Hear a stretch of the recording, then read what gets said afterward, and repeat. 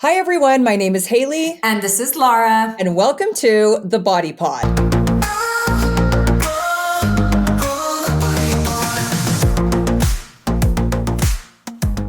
Welcome back to The Body Pod, everyone. We have Dr. Newson here with us, who we've already introduced. And Louise, thank you so much for joining us. We are thrilled to have you. Oh, thanks for inviting me. It's great. Well, we have probably 5 pages of questions. And then, of course, I put out on my Instagram story. I was thinking I probably wouldn't, but I love how in your YouTubes, in your lives, that you always ask questions at the end. And so I was like, I'm going to keep some of these on there if we have time to answer any in the last 5 minutes. But this is going to be a hefty conversation in all things hormone therapies. So we are going to dig right in. So first of all, when you're called the medic who kickstarted the menopause revolution, first of all, that's a hefty title. Yeah. What sparked your passion for transforming this menopausal care? Yeah, it's interesting because I didn't always have this passion. Like if I'd met you 15 years ago, I would have gone, what? No, I'm interested in everything in medicine. And I still am. But I suppose it was hearing stories. When I was in my GP practice, I would only see the patients that came to me, and you're limited in how many you can see, 30, 40 patients a day. Probably ended up about 80% of them were menopausal by the time I left. But I'd hear those stories. Women would be suffering for a little bit, and then I'd help them, and then they would start to feel better.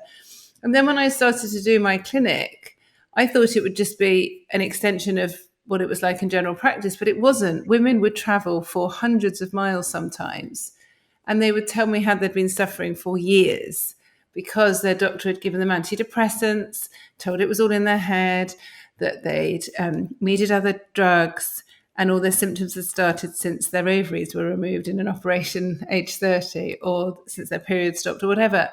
And I was like, what? Like, how? What's going on out there? And then I started, wrongly or rightly, to sort of play with social media, and people would message me with these stories.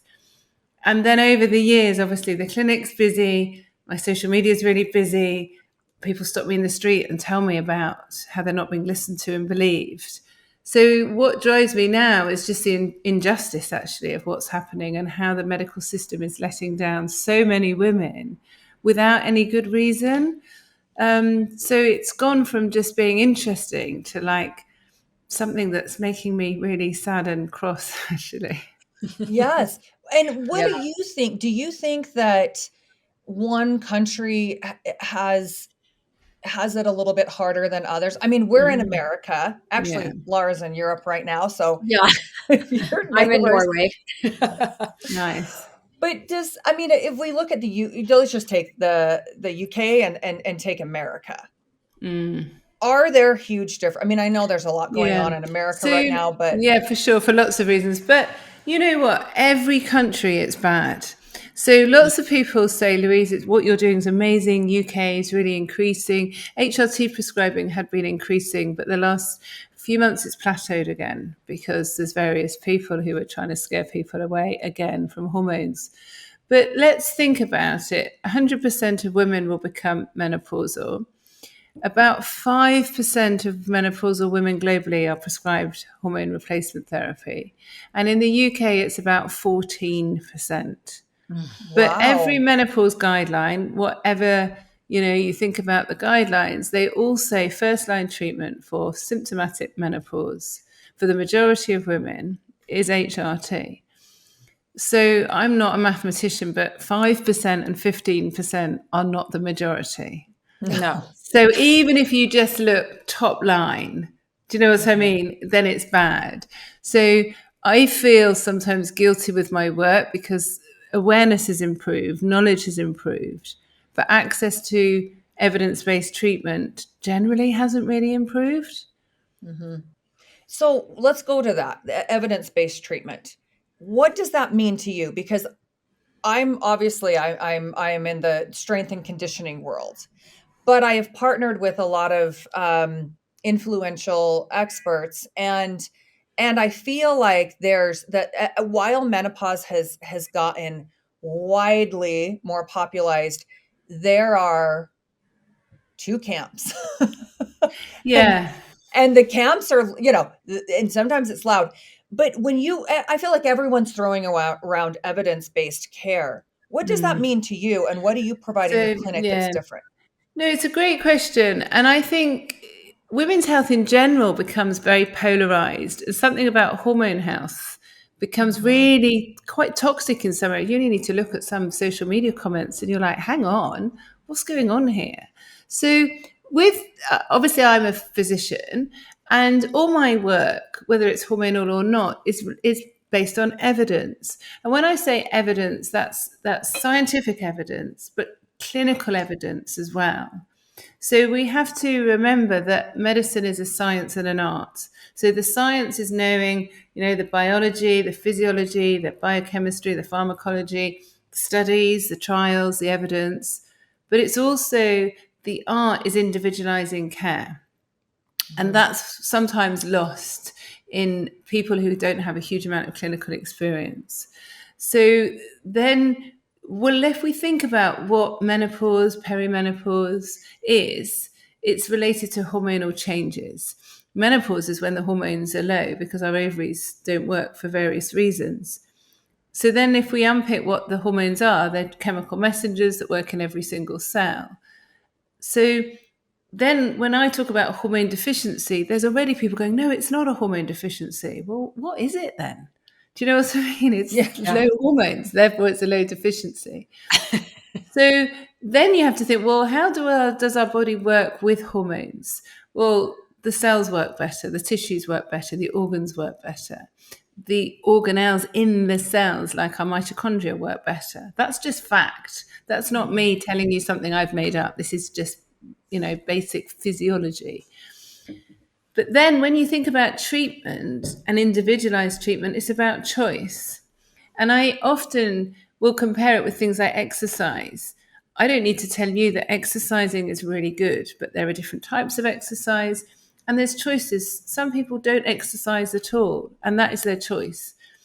They're not all going to get heart disease because they don't exercise, but we know that risk of heart disease, for example, increases if you don't exercise. And it's the same with hormones.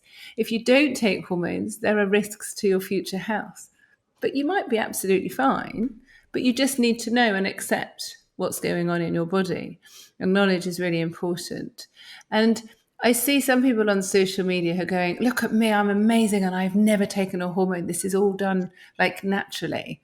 Well, it's not natural to not have hormones for a start, but do these people want a medal? I see women who are suicidal and falling apart. Yeah. Do I say to them, oh, do you know what? If you exercise, then you might be fine. Like, I don't say that if someone's got other deficiency, if they've got low iron, I wouldn't be saying, well, exercise and you'll be fine. I mean, exercise, of course, you'll improve with other ways. You won't replace that iron. So I think it's misunderstanding, actually, about what basic hormones do in our body. And then the HRT conversation is really fragmented because people don't seem to often understand there are different types of hormones. Like if I was 10 years younger and wanted contraception, I'd get it really easily. As a 54-year-old menopausal woman, if I want HRT, everyone's like, what? You can't have that? That's terrible. But if I wanted antidepressants, it'd be very easy for me to get them. So there's this inequality of care that's going on. And my work is really about empowering people with knowledge so then they make choices.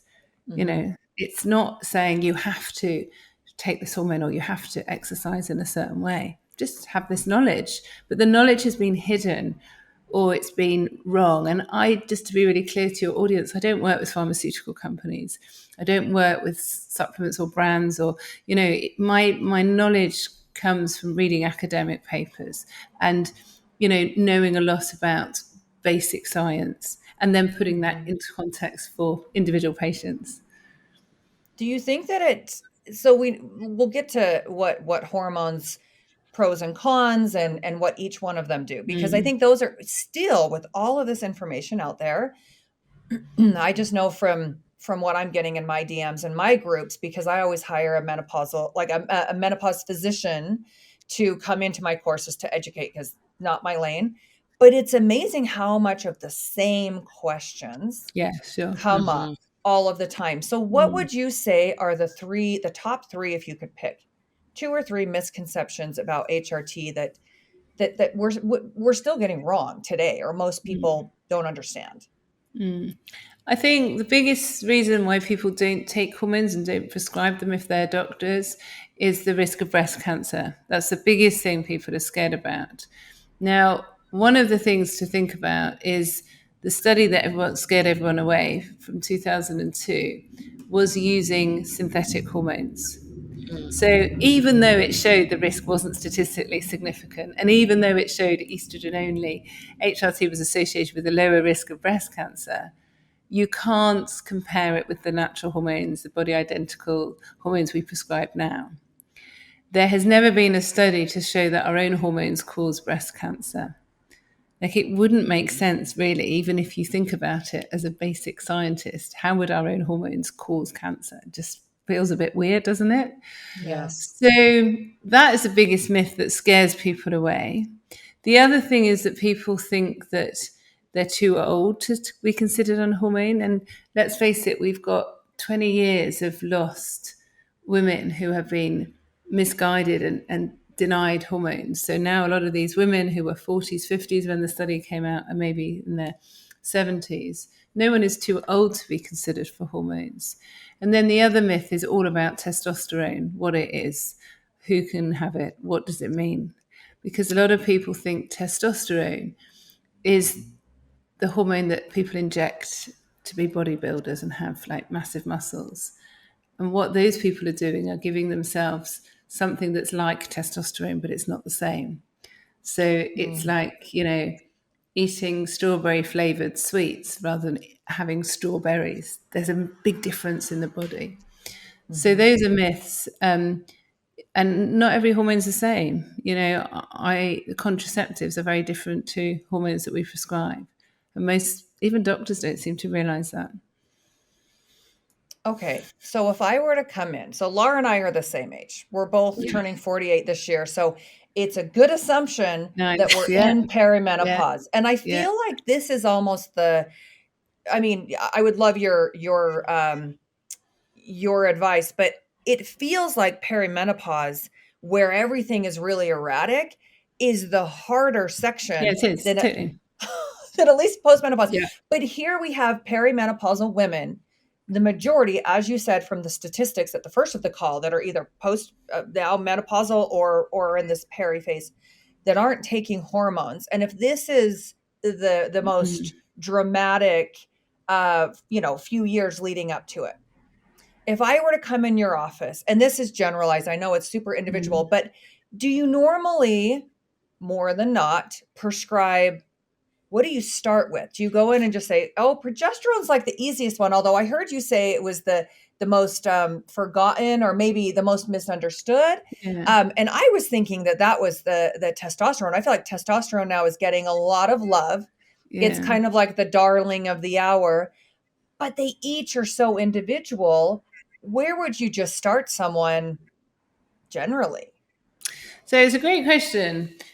The most important thing, actually, for me as a clinician is really taking a good history and understanding, because, things have changed. When I started my clinic 10 years ago, people would come in and say, I think I'm perimenopausal, but I tell you what, I don't want hormones, because they've been so scared away. Whereas now people will come, they've got more information, great, and they'll say, I'm perimenopausal, I've used your Balance app, I've listened to your podcasts, I would like a gel, I would like progesterone, I would like testosterone, and they basically running the consultation. So the important thing for me as a doctor, firstly, is it definitely perimenopausal? And that's hard because there's no quick test. But also, is there anything else that's causing their symptoms? So not everyone who's tired, I can blame low testosterone. They might have low iron, they might have low vitamin D, there might be something else going on, they might have another condition. But, I've had a lot of good training, I've done a lot of medicine. So I can ask those screening questions and do blood tests to try and exclude. So that's really important. And then it's working out. I think perimenopause and menopause is just labels for women. What is going on? Are they progesterone deficient? Are they estradiol deficient? Are they testosterone deficient? Do they have endometriosis, which is a lot worse when their levels of estradiol are fluctuating? Do they have a history where they find that they're more intolerant of progesterone? Are their periods regular? Are they heavy? Do they need contraception? So all of these things is working out in my mind which hormones, what dose to start. Sometimes if someone has really bad PMDD, premenstrual dysphoric disorder, and they're just feeling terrible for those few days before their periods and the rest of the time they're fine, well, then I might just give them some progesterone for those few days. And then I might consider doing their estradiol and testosterone blood test and reviewing them. But other women, I might give all three hormones together. It really, really depends. And that's where it's very individual. And then we just review people. And it's a review consultation that's actually can be more revealing, because then we can see, are they responding? What other symptoms do they have? What are their blood levels doing? And then that will help us guide whether we need to change the dose or the type, or add in another hormone, for example, or think about vaginal hormones as well. And then in a review, usually when the hormones are balanced, we spend a lot of time thinking really carefully about nutrition and exercise and whether they need supplements or what else is going on in their lives too. So it's not just a transaction that we just do. It's a journey. And often in perimenopause, you think you've got it, patients feel really well, and then suddenly their own hormones drop and they might need their dose changing. So it can be a moving target sometimes as well. A moving target.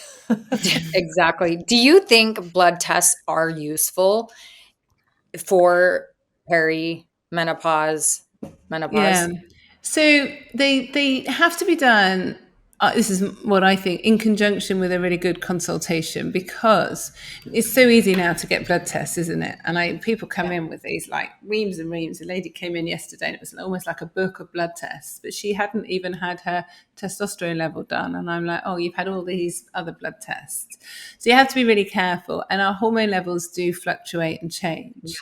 Yeah. So I've seen ladies with really high estradiol levels, and they're not on any hormones, but their own body's squirting it out. But then other times of the day, when they weren't having their blood test, they have got loads of symptoms of low estrogen, but they've been told, oh, you're estrogen dominant.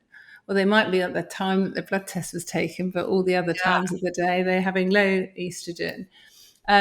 So we have to be really careful how we interpret blood tests as well. I think they're useful. I mean, when we start testosterone, we usually do a testosterone level just to see. But then there are some women who have polycystic ovarian syndrome who might just be, always run with a slightly higher testosterone than others.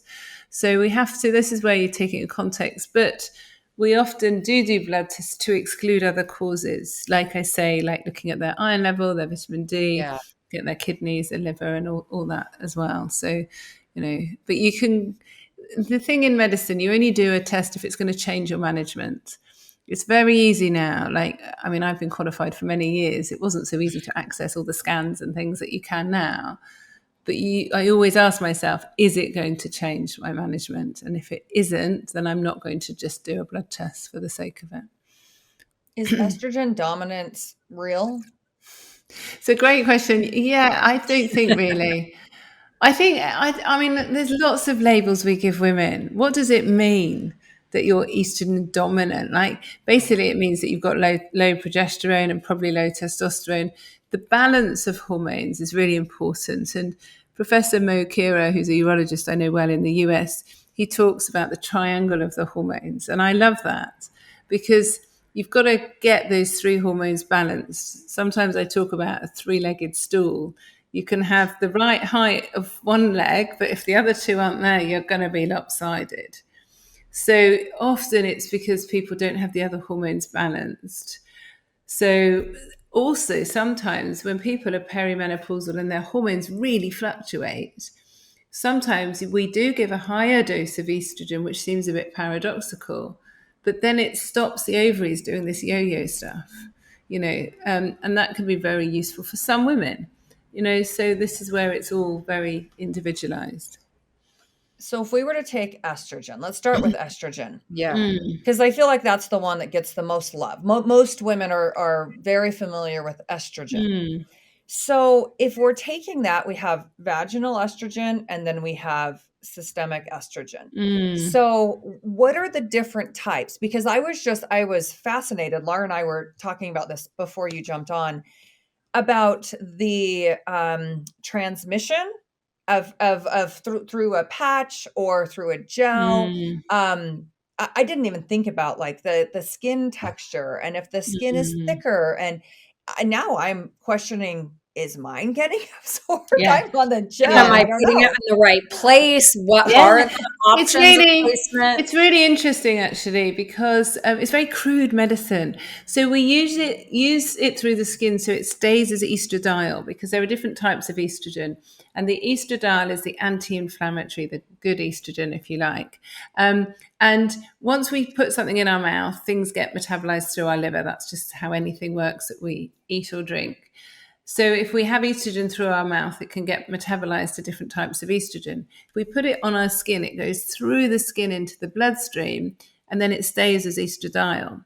But the ways of getting it through the skin are usually a patch or a gel. But you're absolutely right. The absorption can really vary between women. It can vary because of their skin texture, their thickness of their skin, their temperature of their skin. You can imagine if I put it on my bottom, which has more subcutaneous fat than the small of my back, of course the absorption is going to change. So, and then we've got the way we prescribe drugs. They're always within sort of licensed a certain range. But some women, even with the highest licensed dose, they're just not getting it through their skin. And so we sometimes change to a different manufacturer patch or the gel.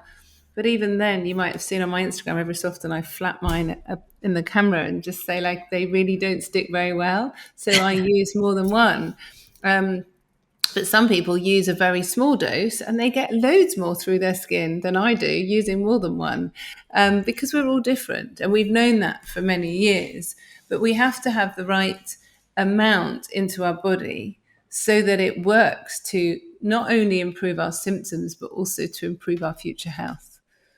Well, I'm second guessing everything now. So if you have it, where's the best place? You can put it on the thigh. So it really varies. It's where it sticks, really. So I actually put mine on my lower back because I don't have much subcutaneous tissue. I can I can feel my muscles quite easily through my back, and they just stick. They don't wrinkle. If I put them on my bottom, I'm sitting, I'm standing, I'm moving, so they just become a bit more crinkly. If I put them on my leg, they just come off in my jeans. Like they just, once the patch is edge start rolling, they flick off. So that's just for me personally, but other people find different places. So what are the other options? Like on your hip, on your stomach? So, I mean, the way they're licensed, they say put them below the waist. But you're just using the skin as a vehicle. I sometimes joke and say to patients, you can put it on your forehead. Like it's just using your skin to get it through. You wouldn't put it on your forehead, of course. But it's just about doing that. And then the gel, again, it's licensed for the arms or the legs, but it varies on the way that it's absorbed. It can really change. And that's where like the dose is less important than the penetration and the absorption. Okay, so the gel, the patch, we have that vaginal estrogen. So that's separate. I was shocked because I was just hiking with my sister in Europe, and she has access to any of my podcasts. And I've had a lot of experts on. I don't think she's listened to one, clearly. But she was like, "Oh no, you can't take vaginal estrogen if of course you can. if you've had breast cancer." And I'm like, that's not true. And she was arguing with me, and it showed me how much misinformation is still out. I mean, it's with my sister. Yeah. So vaginal hormones are very, very, firstly, they're very low dose. And they only really penetrate the area. So they'll help the vagina, the vulva, but they'll go into the bladder, the pelvic floor, the urinary tract. So they work for localized symptoms. And we've got vaginal estrogens, and we've also got something called progesterone, which is a hormone called DHEA, which converts to estrogen and testosterone, which can be a lot more effective actually. And these hormones can be usually very safely used for women who have breast cancer because they don't get absorbed into the body. They can really make a difference. But women who take HRT often still have urinary symptoms or vaginal symptoms. So then we can use the vaginal hormones as well as having systemic hormones. And you can put it on your face? Oh yeah, sometimes people use the vaginal That's the trend. gel and cream, put it on their face. But you know what?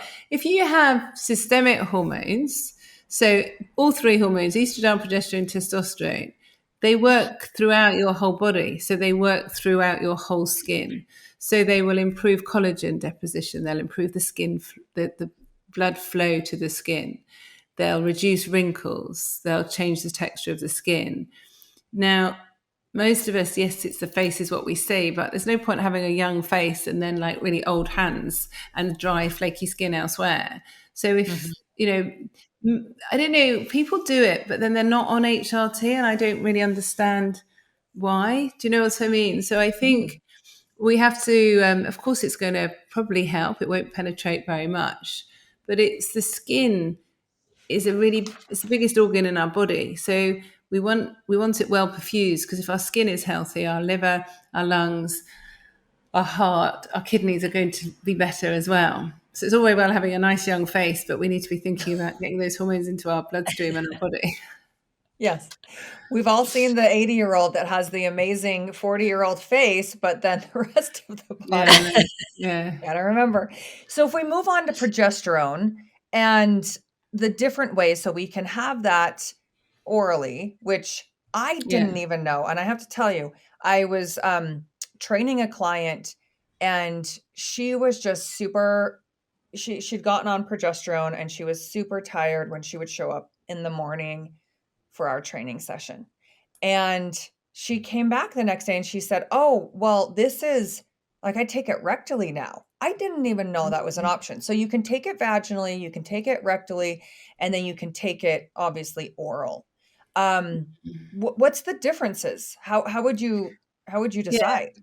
So progesterone, and this is really important terminology, progesterone is the same structure as the natural progesterone we produce when we're younger. When we use the term progestogen or progestin, that's a synthetic chemically altered progesterone that's in all of contraception, by the way. So progesterone we use as part of HRT. And historically, people are taught that you only need it if you have your womb because it protects the lining of the womb from estrogen. But actually, it's a really important hormone in our organs and our brain as well. So many women, including those that have had a hysterectomy, still take progesterone with good effects. So we can have it orally. It's quite hard to get absorbed orally. So it's made in a way it's called micronized. So they basically make it very small and suspend it in an oil so it can get absorbed through the body. But like I've said before, anything that gets absorbed through the mouth gets digested, metabolized through the liver. So it can get broken up into different types of progesterones. And some of those metabolites can cause side effects for some women. Whereas if we use it as a pessary, so as a vaginal or rectal pessary, it gets absorbed through the mucous membranes. It's a bit like, putting anything sort of inside, like through our mouth, the blood supply will take it away. Progesterone doesn't always get very well and reliably absorbed through the skin. So that's why putting it in the vagina or the rectum will just get absorbed through the mucous membranes into the bloodstream as the pure progesterone. So it doesn't get chemically converted. Does that make sense? So some people who have side effects with the tablet, the capsule, the oral capsule, find that they tolerate it really well vaginally, especially women who've had PMS or PMDD or postnatal depression. Having the doses vaginally can be a lot better. Okay, that's fascinating. So then if somebody comes in and says they're progesterone intolerant, they So might. yeah, and that's really interesting. I have done a YouTube about progesterone intolerance because we see it a lot, and there's a couple of things there. One is a lot of women are intolerant of progestogens or progestins, the artificial. So they'll go, oh, do you know what? I had contraception. I had a Mirena coil. I had to take it out. It was so awful. So they are intolerant of a synthetic chemical hormone, not progesterone. Most people aren't intolerant of their own hormone, but what they can be intolerant is of changes of those hormones levels. So, women with maybe PMDD who are more sensitive to that drop of progesterone before their periods, if we give them progesterone, sometimes people feel worse. And I saw a lady in my clinic yesterday who really can't tolerate progesterone, but she's still having regular periods. So she's still producing progesterone herself. So it's like I'm giving her progesterone and she's producing it herself, and it's just not suiting her. Once she becomes menopausal and her periods stop, her own natural progesterone will decline and she'll probably be okay on a low dose of progesterone.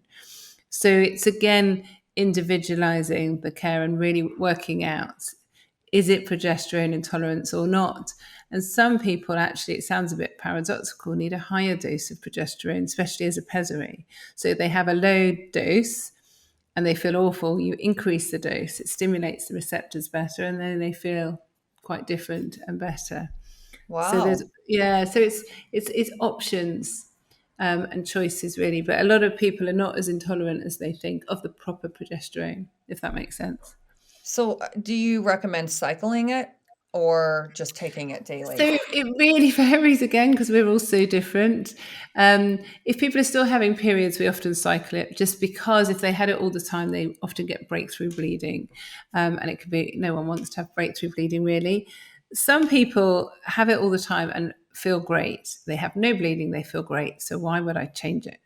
Other people find that they feel better after having a few days break, maybe every month, every 3 months. So again, it really, really varies. Which is why it's hard because there's so much trial and error Yeah, with there all of it. is. And also there's so much out there on social media. Some people say you have to have a few days off. You don't, you do.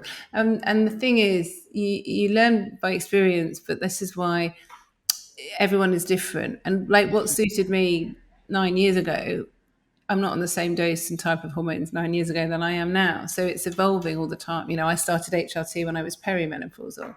I'm 54. I'm going to be menopausal now. So things change, don't they? So that's why it's really important to make sure that you see someone who understands. It's not just a one size fits all. Well, then the level of care for the general physicians, the general practitioners, that's what is probably holding up a lot of this because, I mean, women ask, at least, I don't know, Laura, if you get asked, but all the time, who should I see in Colorado, for instance? And Everyone asks me, yeah. I mean, it just, there's not like a long list, or at least I don't know a No. long list. That makes it tricky Yeah. to get it really dialed in. If we move on to testosterone, so again, I say it's the darling of the hour because it's getting a lot of love. But I think that it's the most feared out of all three. It seems like, well, at least in the United States, for my insurance company personally, it's been a doozy to even get. But then you go to Australia and you can get it fairly easy. Well, you can and you can't. It's licensed for women in Australia, but most doctors don't prescribe it. So it's really ironic, isn't it? They've got a product, but you can't prescribe it, or the women can't get it. We can prescribe the female testosterone cream that's licensed in Australia over here, but it has to be privately. Or we can prescribe the male testosterone, like you can over there with you, in different doses. But the thing is, it's a female hormone. It's an important female hormone, yet we can't get it. Like it's just madness, isn't it? That we can't have our own hormone back. And then you've got people telling us that we'll grow beards and moustaches and it's really dangerous. And, you know, our voices will change and we'll lose all our hair. It's like, well, most people, when you have the right dose and type, actually, don't have all that. I don't shave every day. Like, you know, it's, but I tell you what, my brain works, you know, but then it's all denigrated to, it's all about whether you can have an orgasm or not, whether you're sexually active or not. You know, one of the doctors that works with me went to see her GP recently to get her hormones, just a repeat prescription. And the doctor said, well, I know you've recently had a divorce, so therefore you won't be needing your testosterone. Stop it. Yeah, I know. This is to a medical doctor, to another medical doctor. And you're like, hang on, it's 2025. Do you have to have a husband to have a libido? I mean, I love my husband, but, you know, it's really like, it just feels wrong that we're just talking about women like sexual objects. And some menopause societies talk about HSDD, which is hypoactive sexual desire disorder. And one of the criteria to have this condition is that you have to be severely psychologically distressed with your reduced libido for at least 6 months. And then you can maybe have testosterone. And I'm like, hang on, I'm a doctor. I'm not watching my patients being severely psychologically distressed. But we know that the hormone works throughout our body and brain. So we know that women, we've published data, so have others, find that their mental health improves, their mood, their memory, their concentration, their muscle strength, just their ability to exercise is better. But then people say, well, it's just placebo. Well, it's not, because it's a biologically active hormone. And it's just a hormone. And you know what? If it doesn't work, people don't have to take it. But most of us that take it are never going to stop it because it helps us function. But again, it just comes back to choice, doesn't it?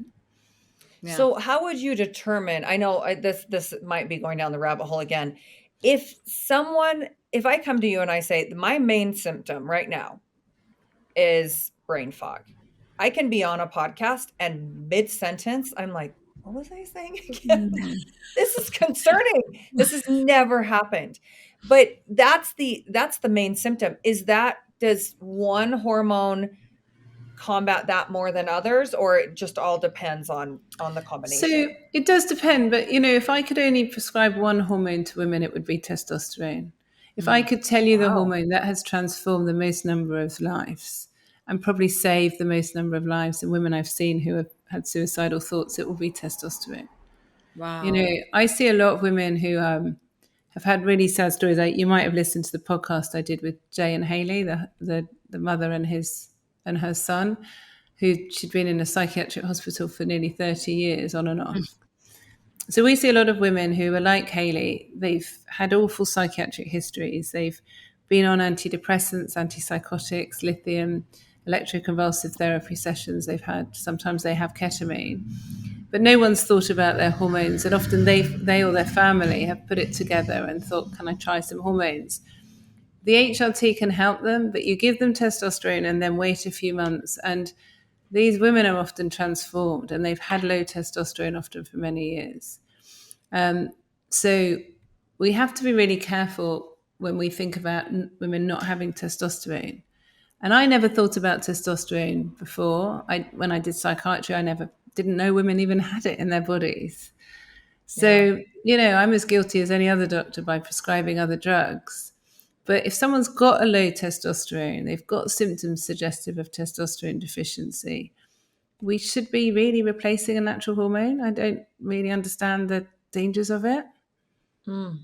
So for bone health, because that's another huge one. And I love that osteoporosis and osteopenia, that we all knew. I mean, this is something that I remember my grandma couldn't have a hip surgery because her bones were too soft. And she wasn't cleared for the surgery.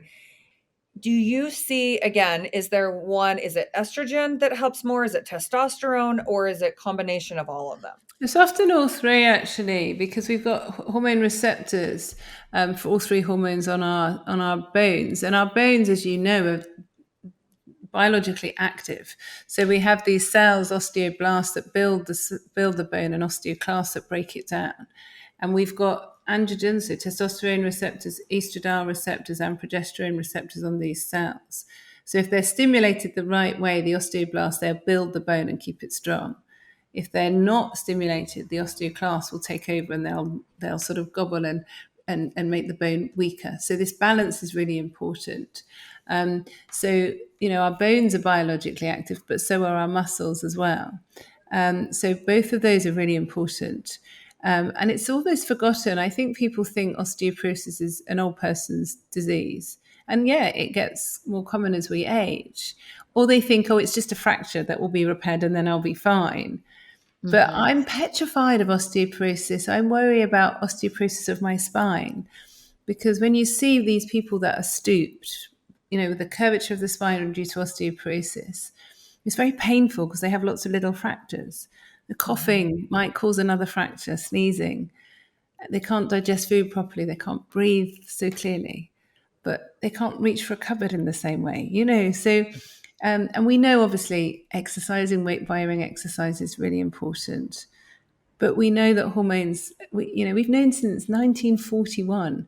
There was a Professor Albright who said and realized that women's bones were thinner when they were menopausal. And that was because of the lack of hormones. So it's nearly 100 years we've known it. Wow. So every female, this could benefit the bone for every female. Yeah, for sure. Yeah. Taking it. So if we look at the counter argument of, I guess the women pushing or anyone pushing not having hormones for whatever reason outside of a female's choice. So we all know that a female we have choice. We can decide whether to take it or not.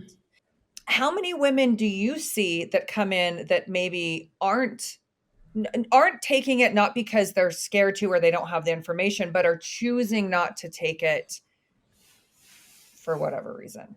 So obviously they don't come to the clinic, because they come to the clinic usually because they want hormones. But, I sometimes see women who are mothers of my patients. So they may be in their 60s, 70s and saying, do you know what? I've never thought about hormones, but now I've seen how well my daughter is or my sister is. I'm just wondering, I don't think I've got any symptoms, but I'm worried because my mum had osteoporosis or what have you. And then I'll talk to them, and if they want to try it, they will. And then often they come back and go, wow, my sleep is so much better. I can spring out of bed in the morning. I don't have to get up at nighttime for a wee. I feel different. But I thought that was just because I was older. I didn't realize that was due to hormones. It's very hard to find a menopausal woman with no symptoms at all. They might think they don't have them, but you don't know until you have those hormones back. Now, what about the musculoskeletal syndrome of menopause? I would say that's what people come to me from the strength side, and I can work on strength with them, but it's the joint, arthritis and just, I've noticed my fingers just, I'm feeling it there. Yeah. So it's really important, crucially important, because all three hormones are anti-inflammatory. So they reduce inflammation in our muscles and joints. So things like frozen shoulder, really, really common. Arthritis, both, osteoarthritis, rheumatoid arthritis, seronegative arthritis, a lot more common in women in the late 40s. So those hormones help lubricate the joints as well as reduce inflammation. They help the cartilage, they help the synovia, they help the tendons, the ligaments, as well as the muscles as well. And they help the muscles to work better. So it just seems madness that these poor women are like the Tin Man from Wizard of Oz, rusty, trying to creak and get their joints. It's, of course, exercising will improve and our muscles will make hormones. So if they are stronger, they're going to work better and that will help. But they're not going to replace the hormones to the level that they were up when they were younger and their ovaries were working well. Mm-hmm. And the brain, I listened to one of your posts about just the effects all three of them have and how important it is too on our brain. And I don't know how you can't listen to that and not think, okay, sign me up for all three. Well, I'm a general physician. I'm not a gynecologist. And, gynecologists, most of them think that the womb is the most important organ in the body. Whereas I actually, and I think many women would agree, feel that the brain is the most important organ in our bodies. Yeah. And I'm very interested in neurophysiology, and so how our brains work and function. And we've got and the brain is the most amazing organ in the body, and it can sort of, the cells can grow, they can change, the neurotransmitters, the chemical messengers in our brain, the levels of those can change. All sorts of things we do, it can alter the function. But these hormones, estrogen, progesterone, testosterone, are neurosteroids. They are made in our brain. Every cell in our brain responds to these hormones. There's a reason that that happens. It's not just to give us periods, it's to help our brain function, help the other neurotransmitters to be at the right level. So it helps our serotonin, our dopamine, our melatonin, our noradrenaline, our glutamate. All of those neurotransmitters work better in the presence of our own hormones. So it goes without saying, really, that the commonest symptoms are those affecting our brains. So, the low mood, the anxiety, the memory problems, the fatigue.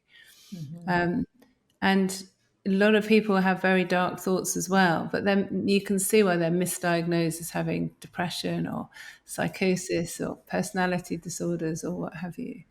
But we have to understand how hormones work in our brains, because then when we don't have them, our brains don't work in the same way.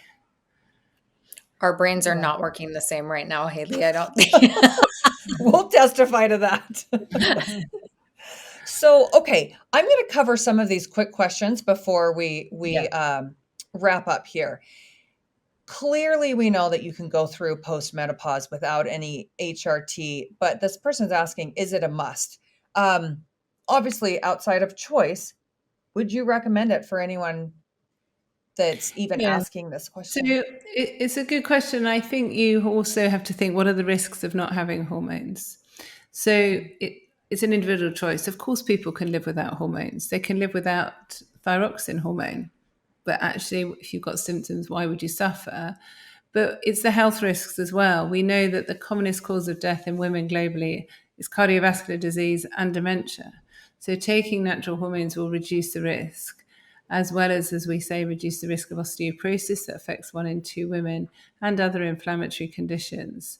So it's a choice, but a lot of people, make the decision to take it or make the decision to not take it. It's fine, but just know the facts really is really important.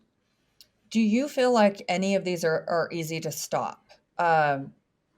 That's the next question, is if I started testosterone, is it easy to stop?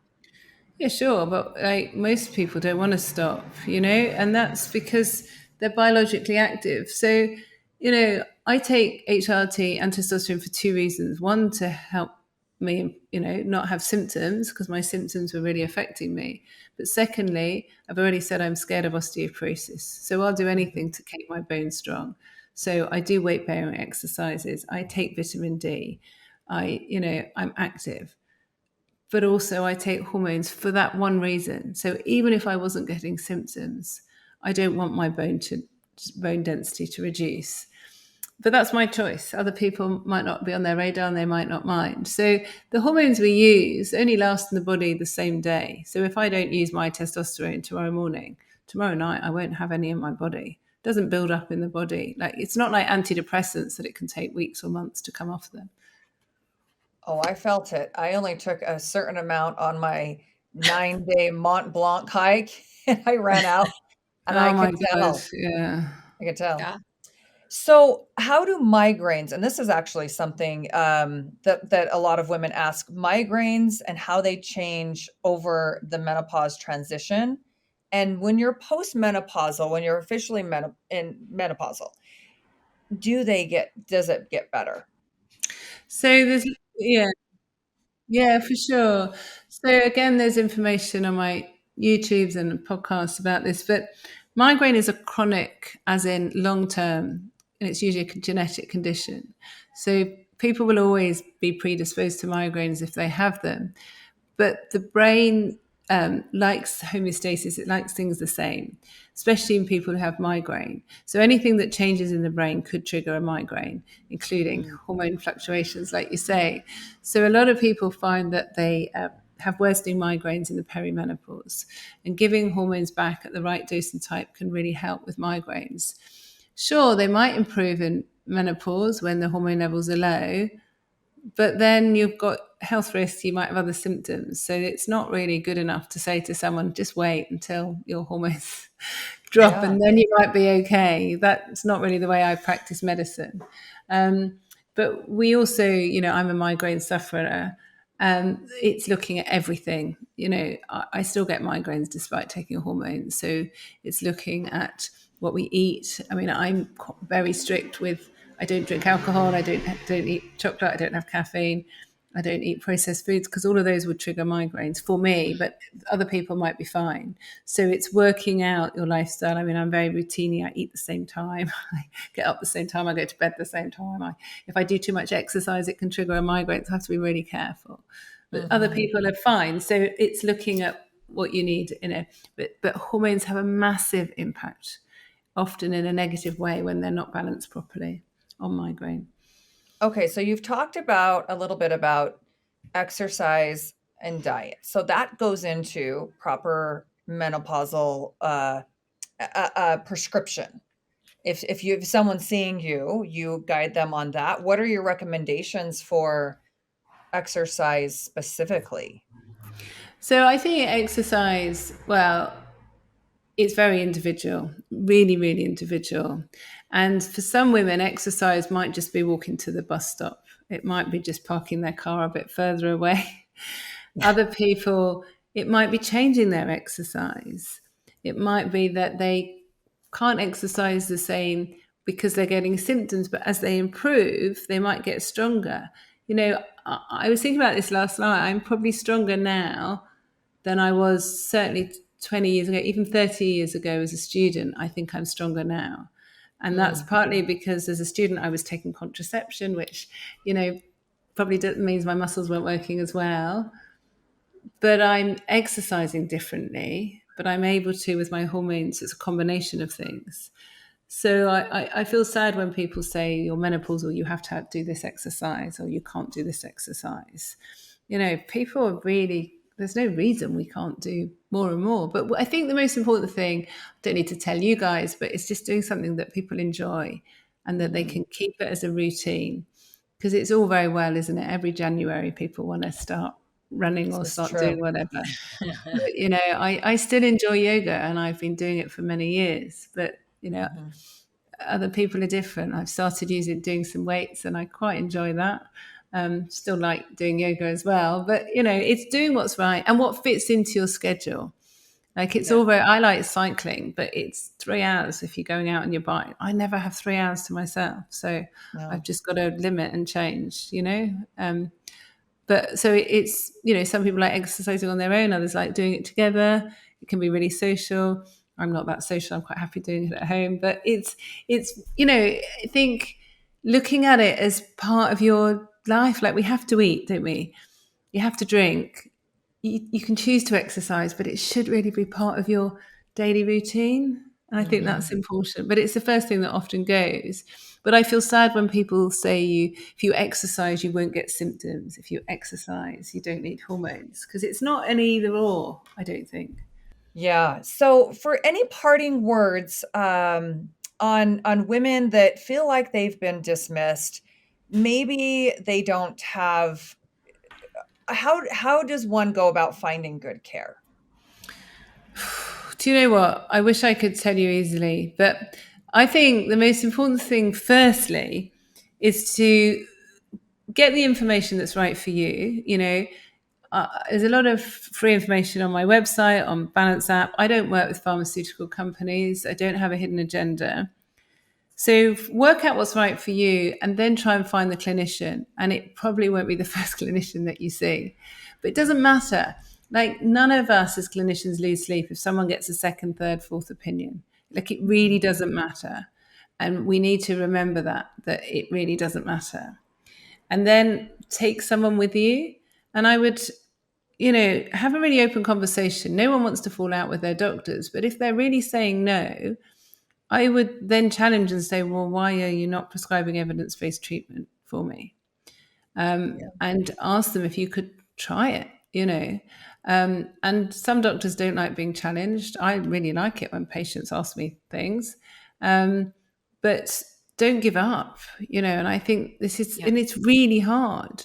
But I see it over here in the UK and other countries as well, that often doctors are being educated by their patients. You know, as a busy GP, when I was working in, you know, family medicine, if you've got many people coming in the same day with the same problem, you've got to learn about it. You know, if I don't know about, I don't know, headaches, and then every day I'm seeing 6-10 people with headaches, I've got to really read up and learn about headaches. And this is sort of happening over here and in other countries, that doctors, some of them are going, wow, this is brilliant. I've learned so much. This is great. So they've done our education program. They're like, brilliant. I feel really confident now. And others will go, Louise, you just need to shut up because too many women are coming to the surgery and they're blocking other appointments. Well, you could argue they're good appointments because these women, you'll transform their future health and lives. So I think as patients, we need to keep the momentum going and learn from others. You know, there will be others in your town or area who will know who's good to see. But I just don't be scared getting another opinion, I think. Yeah. Do you have a vision for what menopause care could look like or should look like in the next 5 to 10 years? I Yeah, mean, do you kind of have a dream? yeah, I do, but it's not just menopause. Actually, it's hormonal care for women, because I have 3 daughters, and my oldest daughter has PMDD, so she was dipping really badly before her periods in COVID. I really noticed it. So she has natural body identical hormones, and they've really transformed her life. And I see a lot of her friends, some of them who've been given lithium and olanzapine, horrible drugs, and no one's thought about hormones. So I'm transforming their lives. So when you've got a 22-year-old saying, Louise, is it legal to feel this good every day of the month? Like, this is amazing. Like, that's incredible. So those women or girls, women, will never really be menopausal because I will adjust their hormones according to what they need. So the dream is to stop the suffering, to stop the gaslighting, to stop this not believing women and thinking hormones are just something trivial. So I would be so happy if everybody that wanted hormones could access them on their first consultation, and everybody who needed them knew that they needed them and had started that conversation earlier. So actually menopause wasn't really a thing, and perimenopause wasn't a thing, because people would get going a lot earlier, really. And, you know, everybody who's on contraception should be thinking about hormones in a different way, really. Wow. Well, this has been such an incredible conversation. Most women aren't going to be able to work with you one-on-one. So where are women finding you? I know you have some books. You have a podcast. Yeah, so the best way is going to my website, Dr. Louise Newson, but Dr. Louise Newson, one word, .co.uk. Balance app is free, so people can download that through the App Store and Google Play. My podcast is called Dr. Louise Newson, and then my YouTube as well. So just fertile around and find something that's relevant for you. Great. Well, thank you so much for your time. You are so respected in this industry, and we were thrilled when you answered our call. So honored. Yes. Thank you so much for sharing your time with us. Oh, well, thank you. It's been great.